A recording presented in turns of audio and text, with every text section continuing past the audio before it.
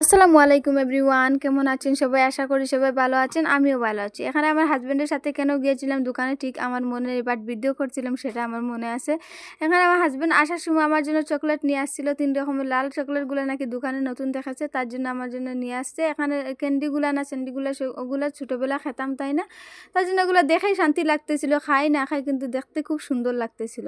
পরে আমি আলু ভর্তা করে নিলাম, কারণ আলু ভর্তা করতেছিলাম কারণটা আছে যে আমি সকালে ঘুমিয়েছিলাম আর রাতে 10টার সময় উঠেছি। দোকান বন্ধ ছিল, বেঙ্গালুরু 10টার পরে দোকান বন্ধ করে দেয় সব, তার জন্য আলু ভর্তা করেই ভাত খেয়েছিলাম। আলু ভর্তার সাথে শাকটা কি ছিল সেগুলাই রান্না করছিলাম। রান্না করে আমরা দুইজনে ভাত খেয়ে নিলাম, কারণ আমরা দুইজনই থাকি, অল্প কিছু রান্না করলেও হয়ে যায়। পরে শাক খেতে কার কার ভালো লাগে আলু ভর্তা শাক বলুন তো কমেন্ট বক্সে।